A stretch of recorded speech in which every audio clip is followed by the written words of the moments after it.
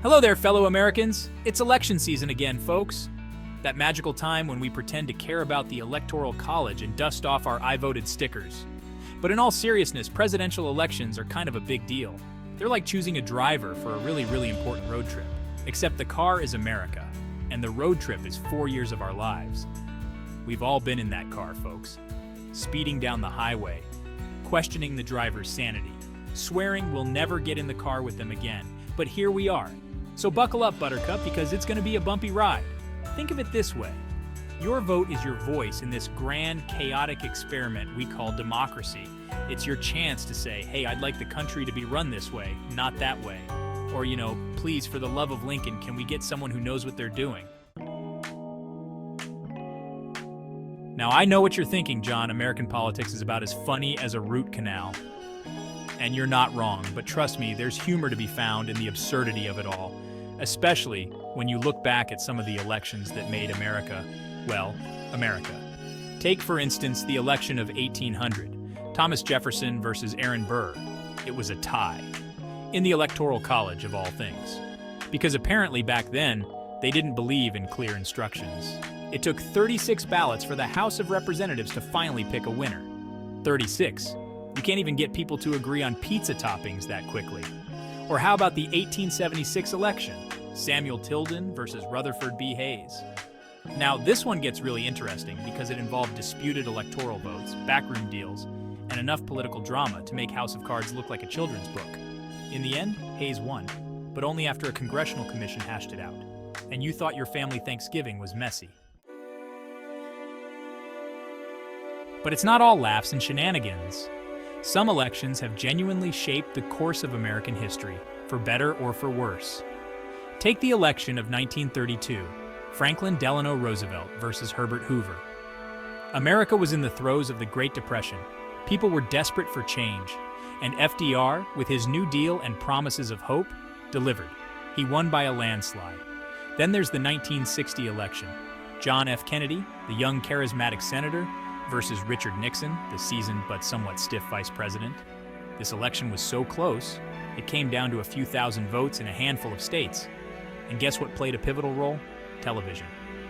Kennedy's performance in the televised debates is widely credited with swaying undecided voters. It was the dawn of a new era in American politics, one where image often trumps substance. These elections and countless others remind us that each vote cast, each voice raised, can have a ripple effect on history. Don't believe me? Ask President Al Gore. Look, I get it. It's easy to feel like your vote doesn't matter, especially when you're bombarded with negative ads and endless political bickering. It's enough to make you want to crawl under a rock and wait for the whole thing to blow over. But here's the thing. Apathy is a luxury we can't afford, my friends. Because when we don't participate, we surrender our power. We let others make choices that directly impact our lives, our communities, and our future. This isn't just about picking a president. It's about healthcare, education, climate change, the economy, issues that affect every single one of us. It's about shaping the kind of country we want to live in, the kind of world we want to leave for our children and grandchildren. Smash that like button and subscribe to democracy. So here's my completely unbiased, totally not preaching to the choir call to action. Get registered to vote. Seriously, it's like subscribing to a YouTube channel. But instead of cat videos, you get to decide the fate of the nation. And the best part, it's free. No credit card required, no hidden fees, just pure, unadulterated democracy. Once you're registered, do your research. I'm not saying you need to become a political scholar overnight, but take some time to learn about the candidates and their positions on the issues that matter to you. Read articles, watch debates, yes, even the boring ones.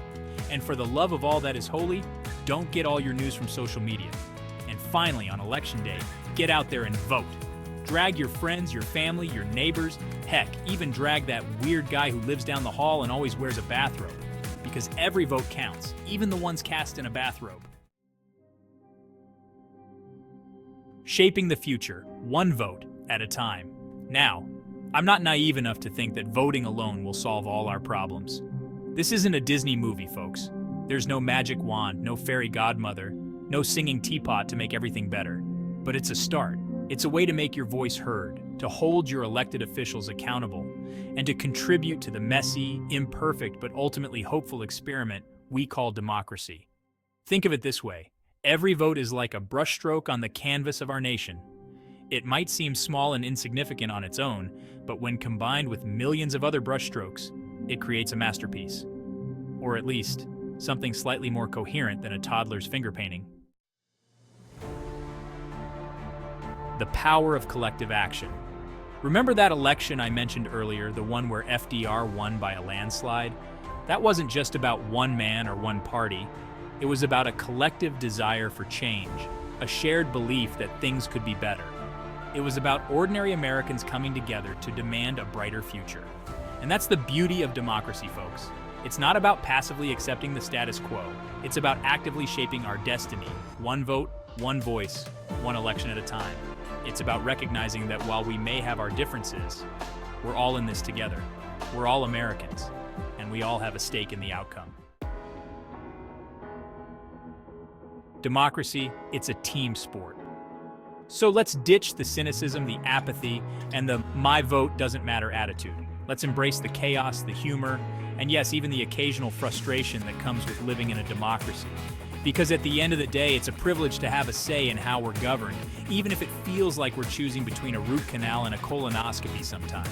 Remember, folks, democracy isn't a spectator sport.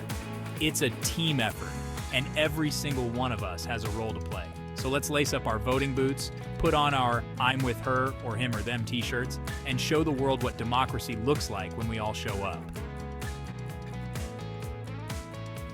A hopeful note for the future.